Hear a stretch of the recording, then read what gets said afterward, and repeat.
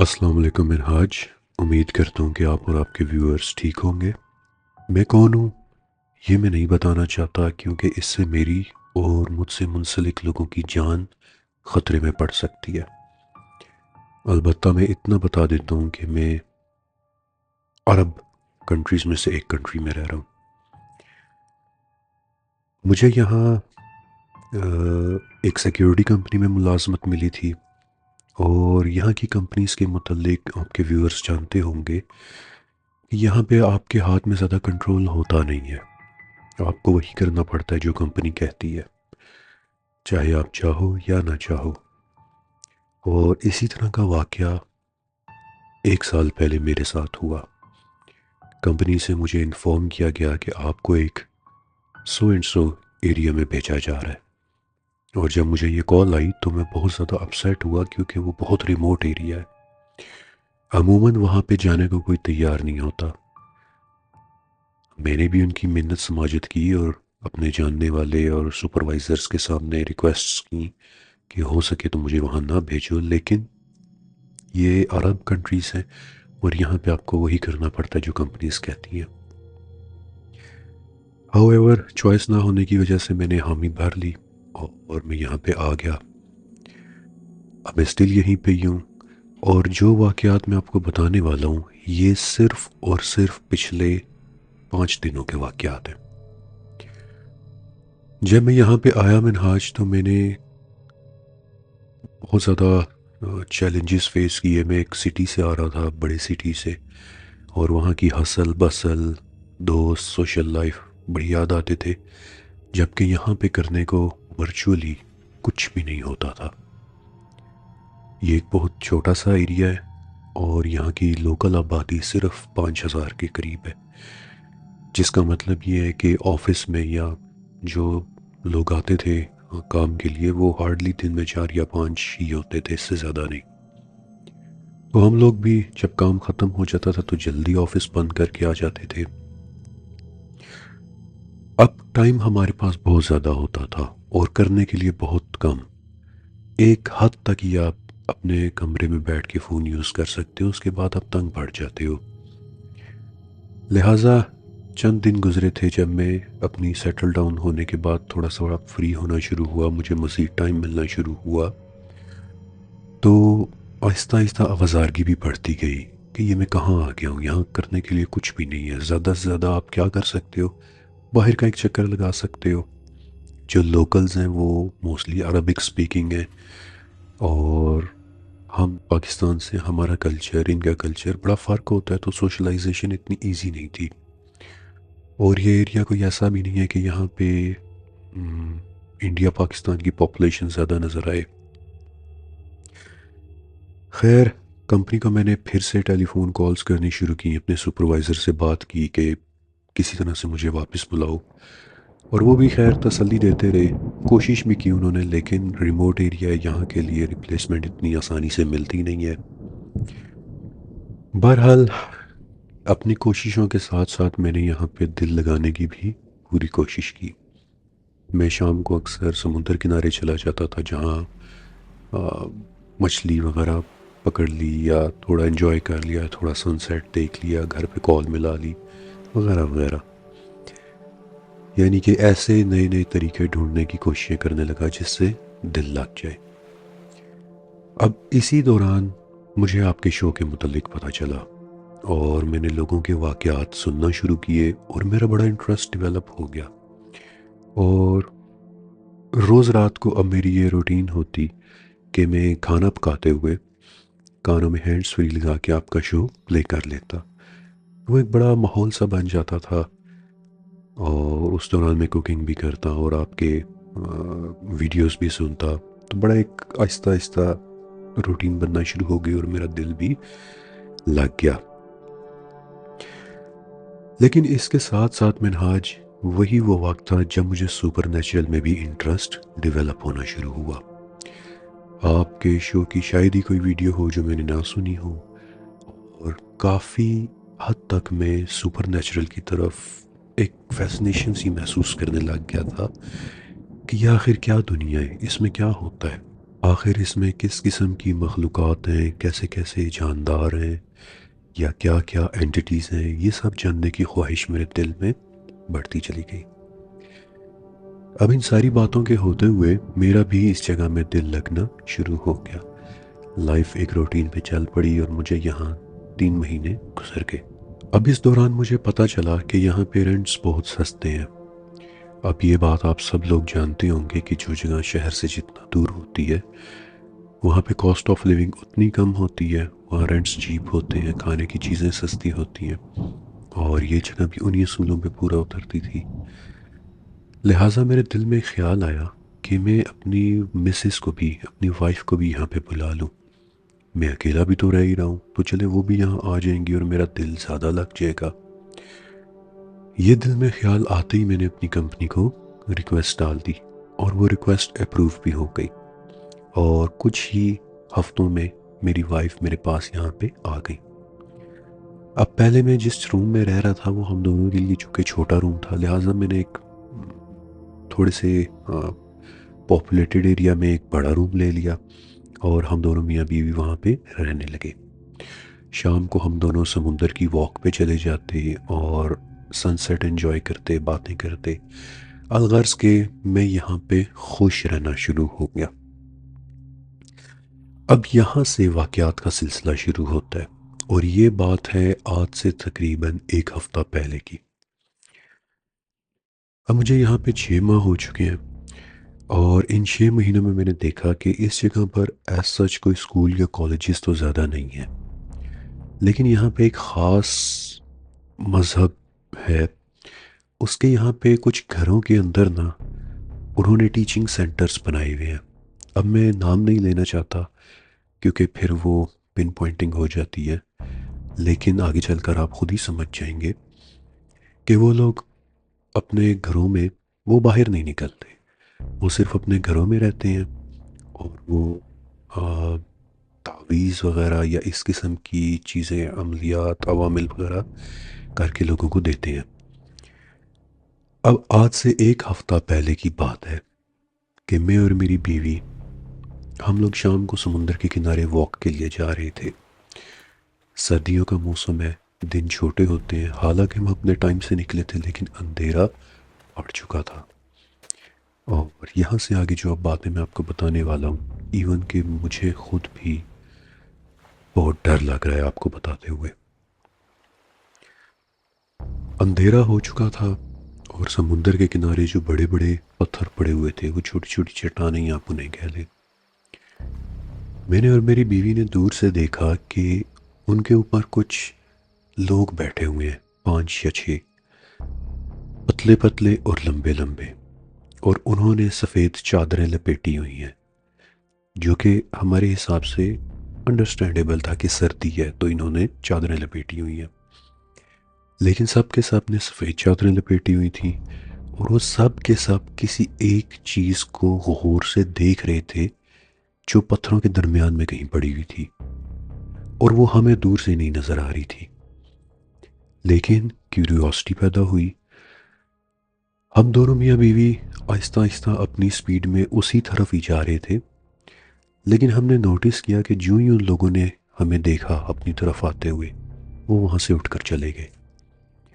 اب ہمارے لیے یہ ایک انٹرسٹنگ فیکٹ ہو گیا کہ چلو اچھا ہے، یہ لوگ چلے گئے ہیں، ہم بھی جا کے دیکھیں گے یہ کیا دیکھ رہے ہیں، کہیں کوئی بڑی سی مچھلی تو نہیں آ گئی، ہم یہ سوچ کر اس طرف چلنے لگے۔ لیکن وہاں جا کر جو ہم نے دیکھا منہاج، میں شاید زندگی بھر وہ منظر کبھی بھی نہ بھولوں۔ ہم نے دیکھا کہ 3 4 بڑی چٹانوں کے بالکل درمیان میں، بالکل وہاں پہ سینٹر میں ریت کے اوپر ایک برتن پڑا ہوا تھا۔ یہ برتن پیتل کا تھا، جو گولڈن کلر کا ایک سٹیل جیسا ہوتا ہے، اور اس کو شاید آپ کے ویورز جانتے ہوں گے کہ جب ہندو دھرم میں کوئی عورت اپنے نئے گھر میں داخل ہوتی ہے تو وہ پاؤں سے ٹھوکر مار کر ایک برتن کو دہلیز پہ گراتی ہے۔ یہ بالکل وہ برتن تھا جسے کلش کہتے ہیں۔ اب اس کلش کے اندر کچھ آبجیکٹس پڑی ہوئی تھیں، ایز سچ اندھیرا ہو چکا تھا، ہمیں ویسے تو نہیں نظر آ رہا تھا، لیکن ہم نے اپنے ٹارچ لائٹس آن کی اور ہم اسے بڑے غور سے دیکھنے لگے کہ آخر یہ شے کیا ہے۔ اس کلش کے اندر ایک مالا، جسے آکش مالا کہتے ہیں، یعنی کہ یہ ہندو دھرم میں ایک چیز یوز ہوتی ہے جسے وہ اپنی ریلیجیس ایکٹیویٹیز کے دوران یوز کرتے ہیں۔ یہ تسبیح کے دانوں کی طرح کی ایک مالا ہوتی ہے، ایک شنکھ جس میں آپ کو پتہ ہے کہ صبح صبح پھونک ماری جاتی ہے اور اس میں سے ایک آواز نکلتی ہے، یہ ایک سپی ٹائپ ہوتی ہے۔ اس کے علاوہ کچھ اوراق تھے کہ جو سندور میں لپٹے ہوئے تھے، اور ان اوراق کے اوپر کچھ عربک الفاظ اور کچھ علامتیں بنی ہوئی تھی جنہیں میں سمجھ نہیں پا رہا تھا۔ البتہ وہ عربک الفاظ میں نے کچھ پڑھ لیے تھے، میں آپ کو تھوڑا آگے چل کر بتاؤں گا کہ وہ ایگزیکٹلی لکھا ہوا کیا تھا۔ لیکن ان تمام چیزوں کے ساتھ دو تصاویر پڑی ہوئی تھیں، ایک بچے کی اور ایک آدمی کی، اور ان دونوں کی آنکھوں پر بلیک مارکر سے کسی نے پٹی باندھی ہوئی تھی۔ اب یقین کریں کہ یہ باتیں آپ کو بتاتے ہوئے میرے اپنے بھی رونگٹے کھڑے ہو رہے ہیں، کیونکہ ہماری زندگی کا شاید سب سے مشکل فیز شروع ہوا ہے اس رات کے بعد۔ اب ان چیزوں کو ہم نے چھیڑا نہیں، لیکن ٹارچ لائٹس آن کر کے ہم نے انہیں ایکسپلور خوب کیا اور ہم نے ہنسی مذاق بھی کیا۔ اب یہ ساری چیزیں دیکھنے کے بعد ہمیں اتنا تو اندازہ ہو چکا تھا کہ یہ جادو ہوا ہوا ہے، اٹس میجک، لیکن ہم نے انہیں چھیڑا نہیں۔ تاہم میں اپنی بیوی کے ساتھ ہنسی مذاق کرتا رہا اور انہیں ڈراتا رہا کہ دیکھو ابھی اس میں سے جن نکلے گا وغیرہ وغیرہ، جیسے آپ کو پتہ ہے آپس میں لوگ ہنسی مذاق کرتے ہیں، دو جوان لوگ۔ ایک وہاں پہ مجھ سے بہت بڑی غلطی ہو گئی کہ جب ہم نکلنے لگے تو میں نے پاؤں سے ٹھوکر مار کے ان چیزوں کو گرا دیا، اور اس کے پیچھے میرا مقصد یہ تھا کہ سمندر کا پانی آئے گا اور وہ اسے اپنے ساتھ بہا کر لے جائے گا۔ لیکن میں خواہش کرتا ہوں کہ کاش کاش کاش میں نے اس کو ٹھوکر نہ ماری ہوتی۔ جو ہی میں نے اس کو ٹھوکر لگائی، کہیں دور سے میرے آج بڑی تیز زغروطہ کی آواز آئی۔ اب مجھے نہیں پتا آپ کے ویورز اس ٹرم سے واقف ہیں یا نہیں، لیکن یہ ایک آواز ہوتی ہے کہ جو عرب عورتیں اپنے منہ کے اوپر ہاتھ رکھ کر زبان کو ایک عجیب سے انداز میں تیزی کے ساتھ وگل کرتے ہوئے نکالتی ہیں، اور یہ زغروطہ کہلاتا ہے، اور یہ ان کا ہیپی کرائے ہے، یعنی کہ یہ عموماً شادیوں یا خوشی کے موقع پہ، یا جب آپ نے کوئی بہت زبردست چیز سیلیبریٹ کرنی ہو، یا کوئی آپ کی مرضی کے مطابق کوئی بات ہو جائے، تب عربی عورتیں یہ آواز نکالتی ہیں۔ اور رات کے اس وقت اندھیرے میں ہمیں دور سے آتی یہ آواز اتنی خوفناک لگ رہی تھی کہ میں آپ کو بتا بھی نہیں سکتا۔ بہرحال جو ہی یہ واقعہ ہوا، میری بیوی نے میرا بازو پکڑ کے مجھے کھینچا اور کہا کہ اب ہم یہاں سے چلتے ہیں، اور تب تک میرا بھی ہنسی مذاق ختم ہو چکا تھا، اور میں نے کہا کہ واقعی اب ہمیں یہاں سے نکلنا چاہیے۔ اب اس دفعہ یہ کہ ہماری واپسی پہ رفتار تھوڑی سی تیز تھی اور ہم اتنے ریلیکس نہیں تھے جتنا ہم روز ہوتے ہیں۔ آپ یوں کہہ لیں کہ شاید ہمارے جسموں نے سمجھ لیا تھا کہ ہم نے کچھ غلطی کر دی ہے۔ البتہ اس وقت واپسی پہ جو سب سے عجیب بات ہوئی وہ یہ کہ جن آدمیوں اور عورتوں کو ہم نے دیکھا تھا سفید کپڑوں میں ان پتھروں پہ بیٹھے ہوئے، وہ ہمیں دوبارہ انہی پتھروں پہ اسی کلش کو بیٹھ کر دیکھتے ہوئے نظر آئے، اور تھوڑی ہی دیر بعد وہ وہاں سے اٹھ کر چل پڑے اور ٹھیک ہمارے پیچھے پیچھے آنے لگ گئے۔ یہ بات منہاج ہمارے لیے کافی پریشان کن تھی، کیونکہ ایک تو ہمیں پتہ نہیں تھا کہ وہ کون لوگ ہیں، دوسرا زغروطہ کی آوازیں آ رہی تھیں، تیسرا میں نے بہت بڑی غلطی کر دی تھی کہ میں نے ان چیزوں کو ٹچ کر لیا تھا اپنے جسم سے۔ بہرحال زغروطہ کی آوازیں کانسٹنٹ آتی رہیں، اور جب تک ہم اپنی اسٹریٹ پہ چڑھ نہیں گئے تب تک ہمیں وہ آوازیں سنائی دیتی رہیں. اور اس دن کے بعد ہماری زندگی میں کچھ ایسے واقعات کا سلسلہ شروع ہوا کہ آج مجھے مجبوراً آپ کو یہ کہانی بھیجنی پڑ رہی ہے تاکہ میں اس کے ذریعے میسج دوں کہ خدا را don't meddle into these things. اب جو میں آپ کو بتانے والا ہوں شاید یہ سن کر آپ کو یقین نہ آئے، لیکن یہ تمام واقعات سچ ہیں اور مجھے نہیں پتا کہ میرے ساتھ آگے آنے والے دنوں میں مزید کیا ہوگا. اس رات پوری رات ہم اپنے گھر کے دروازے کے باہر جانوروں کے لڑنے کی آوازیں سنتے رہے. پہلی چیز، جب بھی رات کو آنکھ کھلے یوں لگے کہ باہر دو کتے لڑ رہے ہیں، یوں لگے کہ باہر بلیاں لڑ رہی ہیں، یوں لگے کہ سانپ آواز نکال رہے ہیں. It was extremely scary. اور میری بیوی تب تک کافی پریشان ہو چکی تھی اور اندر ہی اندر کہیں نہ کہیں میں بھی بہت پریشان تھا، لیکن صرف اس لیے کہ میری بیوی زیادہ گھبرا نہ جائے میں نے اپنی پریشانی پر اسے ظاہر نہیں ہونے دیا. اب اس سے اگلی رات کوئی واقعہ نہیں ہوا، لیکن اس سے اگلی رات جب میں واش روم سے واپس آ رہا تھا فریش ہو کے اور اپنے روم کا ڈور کھولا تو میری بیوی بستر پہ لیٹی ہوئی تھی. انہوں نے اپنا کمبل وغیرہ اوڑھا ہوا تھا، لیکن ان کا چہرہ باہر تھا اور ان کا چہرہ دیکھتے ہی مجھے اندازہ ہو گیا کہ there's something wrong. میں ان کے پاس آیا، بیڈ پہ بیٹھا، ان کے ماتھے پہ ہاتھ رکھا اور ان سے پوچھا کہ کیا ہوا ہے آپ کو. And she replied کہ روم میں کوئی ہے. اینڈ میں نے پوچھا کہاں ہے، اور انہوں نے اپنے پاؤں کی طرف کونے میں اشارہ کیا. اور جب میں نے اس طرف دیکھا تو میں آپ کو شاید ساری زندگی یہ بات نہ سمجھا سکوں کہ اس وقت میری کیا کیفیت تھی. میری بیوی کونے میں بیٹھی میری طرف دیکھ رہی تھی اور کہہ رہی تھی کہ بستر میں کوئی ہے. آپ یقین کریں منہاج اینڈ ویورز کہ میری زندگی کا ورسٹ ٹائم تب شروع ہو چکا تھا. میرے حلق سے خوف کے مارے آواز بھی نہیں نکل پا رہی تھی، اور اس رات میں نے فرسٹ ٹائم ایکسپیرینس کیا کہ جب آپ پہ ٹیریبل فیئر لاحق ہو جاتا ہے آپ کو تو آپ کے منہ کا ذائقہ بدل جاتا ہے، اور وہی میرے ساتھ ہوا. میرے منہ کا ذائقہ یکسر بدل گیا، جیسے بالکل پھیکا ہو گیا، اور میں چاہ کے بھی چلا نہیں پا رہا، اور خوف سے میری آواز بند ہو گئی اور میں پیچھے ہٹا اور میں خود بھی بالکل کونے میں آ کے کھڑا ہو گیا.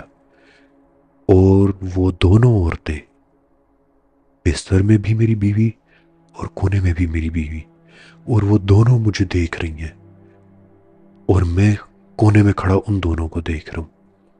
اور آپ یقین کریں کہ میرے حلق سے آواز نہیں نکل پا رہی. تقریباً ساری رات ہم لوگ وہیں، جو اپنی جگہ تھا وہ ادھر ہی رہا. تقریباً ساری رات میں کونے میں کھڑا رہا، وہ بستر پہ لیٹی رہی اور وہ کونے میں بیٹھی رہی، اور ہم تینوں ایک دوسرے کو دیکھتے رہے، بلکہ وہ دونوں میری طرف دیکھ رہی تھی اور میں ان دونوں کو دیکھ رہا تھا. اور میرے دماغ میں پوری وہ کہانی چل رہی تھی کہ یہ ہو کیا رہا ہے. اور اس وقت مجھے ریئلائز ہوا کہ وہ جو اس رات ہم نے سمندر پہ دیکھا تھا انتہائی بدترین جادو تھا، اور چونکہ میں نے اس چیز کو ٹچ کیا تو وہ جو لوگ بیٹھے ہوئے اس کو دیکھ رہے تھے وہ در حقیقت جنات کی کوئی فیملی تھی.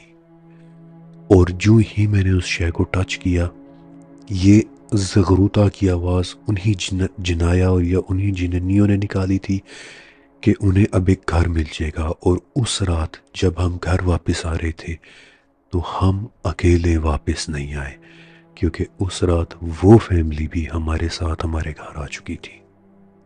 پوری رات میں ایسے ہی کونے میں کھڑا رہا، خوف کے مارے میں ہل بھی نہیں پا رہا تھا اور جاتا بھی کہاں. بہت لیٹ ہو چکی تھی، میں باہر جا کے کس کے جاتا اور کہاں جاتا اور کیا کہتا ان کو، یا میرا یقین کس نے کرنا تھا، یا میں اپنی بیوی کو کیسے چھوڑ کے جاتا، کیونکہ ان دونوں میں سے ایک ڈیفینیٹلی میری بیوی تھی، میں اس کو اکیلا چھوڑ کے بھی نہیں جا سکتا تھا۔ پوری رات میں نے وہاں گزاری اور وہ مجھے دیکھتی نہیں اور میں انہیں دیکھتا گیا، اور جب صبح اذان ہوئی تو جو کونے میں بیٹھی ہوئی تھی دھیرے سے وہ اٹھی ہے اور اٹھ کے دروازہ کھول کے باہر چلی گئی۔ آپ یقین کریں کہ میں ابھی بھی یہ بات بتاتے ہوئے میرے رونگٹے کھڑے ہو رہے ہیں، اور میں الفاظ میں اس ایکسپیرینس کو کبھی بھی ایکسپلین نہیں کر پاؤں گا، اور شاید نہ ہی کبھی آپ لوگ فیل کر پائیں۔ اور اس وقت مجھے اندازہ ہوا کہ میری اصل بیوی وہ تھی کہ جو بستر میں لیٹی ہوئی تھی، اور یہ جو کونے میں بیٹھی ہوئی تھی میں نہیں جانتا یہ کون تھی۔ آہستہ آہستہ اذانوں کی آوازوں کے ساتھ میں ہمت بڑھا کے آگے ہوا، میں نے اپنی بیوی کو گلے لگایا اور اس کا جسم بخار میں تپ رہا تھا۔ اور میں اب آپ کو کیسے اس رات کے واقعات سناؤں کہ میں خود، میرا حلق خشک ہوا ہے، میری زبان پہ تھوک جمع ہوا تھا، اور ہم دونوں مطلب we weren't in our senses at all۔ الغرض صبح ہوئی اور تب جا کے یہ واقعات تھوڑے تھامے یا تھوڑے ہلکے ہوئے یا کم ہوئے۔ مزید ایک دن گزر گیا اور وہ پورا دن میں اپنی کمپنی میں فون کرتا رہا کہ ہمیں یہاں سے واپس بلائیے، ہم یہاں نہیں رہ پا رہے۔ حقیقی بات میں انہیں بتا نہیں سکتا تھا کیونکہ دو وجوہات تھیں، ایک تو انہوں نے یقین نہیں کرنا تھا اور دوسرا یہ کہ مذاق بن جانا تھا۔ لہٰذا ان دونوں باتوں کو سامنے رکھتے ہوئے میں انہیں صرف اتنا ہی کہتا رہا کہ ہم یہاں نہیں رہ پا رہے، ہمارا یہ مسئلہ ہے، ہمارا وہ مسئلہ ہے، الغرض جو بھی بہانہ میرے ذہن میں بن سکتا تھا وہ میں بناتا رہا، سوائے اصل بات بتانے کے۔ میڈیکل کا ایشو بتا نہیں سکتے تھے کیونکہ یہاں ہاسپٹل ہے، کارڈز ہمارے یہاں چلتے تھے، انشورنس کارڈز۔ اینی ہاؤ وہ پورا دن اسی طرح کمپنی کو فونز کرتے کالز کرتے گزر گیا، اور نیکسٹ دن آیا۔ اب نیکسٹ دن ایک ایسا واقعہ ہوا کہ جس کے بعد اب مجھے لگتا ہے کہ ہم دونوں کی جان کو خطرہ ہے۔ وہ دن سنڈے تھا، آفس سے چھٹی تھی، اور تمام دیسی فیملیز کی طرح ہم بھی سنڈے ہی کو لانڈری کرتے ہیں۔ اب میری وائف جو ہے وہ کپڑے دھو رہی تھی، اور میں روم میں بیٹھا ہوا کبھی ٹی وی دیکھ لیتا، کبھی باہر کچن میں آ کے کچھ کھا پی لیتا، کبھی نیچے کا ایک چکر لگا آتا۔ جب میں روم سے باہر نکلا ایٹ ون پوائنٹ، تو اس وقت ایک ایسا واقعہ پیش آیا کہ جو مجھے اتنا بتا دینے کے لیے کافی ہے کہ اب ہم سیف نہیں ہیں، ہمیں کسی بھی وقت کچھ بھی ہو سکتا ہے۔ منہاج میں جو ہی روم سے نکلا ہوں، مجھے سٹیئر کیس میں سے، یعنی کہ اوپر کی طرف جو سیڑھیاں جاتی ہیں اوپر والے فلورز کی طرف، وہاں سے مجھے میری بیوی نے آواز دے کے اپنے پاس بلایا۔ اب میں اس طرف جانے لگا ہوں، میں نے قدم بڑھائے ہیں کہ اچانک میری وائف پیچھے سے بھاگتی ہوئی آئی ہیں، اور انہوں نے میرا بازو پکڑ لیا اور کہتی ہے کہ مت جائیں مت جائیں، میں نے بھی وہ آواز سنی ہے۔ اور یقین کریں منہاج، ہم دونوں جہاں تھے وہیں جمے رہے، اور لگاتار اوپر سے میری بیوی کی آوازیں آ رہی تھیں جو مجھے اوپر بلا رہی تھی۔ I cannot tell you enough کہ اس وقت ہم کتنے ڈرے ہوئے ہیں۔ I cannot tell you کہ میں کس طرح یہ ریکارڈنگ کر رہا ہوں، اور I cannot tell you کہ ہم یہاں ایک ہفتے بعد ہمارے ساتھ کیا ہوگا۔ میں پوری کوششیں کر رہا ہوں یہاں سے نکل جانے کی، اور اگر کمپنی نے پرمیشن نہ دی تو بھی میں یہاں سے اپنا سامان اٹھا کے شاید چلا جاؤں، کیونکہ اب ہمیں محسوس ہو رہا ہے کہ اب ہماری جان کو خطرہ ہے۔ کیونکہ اس وقت رائٹ ناؤ جب میں آپ کو کہانی سنا رہا ہوں، میری بیوی میرے سامنے پردے کے پیچھے کھڑی مجھے دیکھے جا رہی ہیں اور مسکرائے جا رہی ہیں، اور مجھے نہیں پتا کہ یہ میری بیوی ہے یا نہیں۔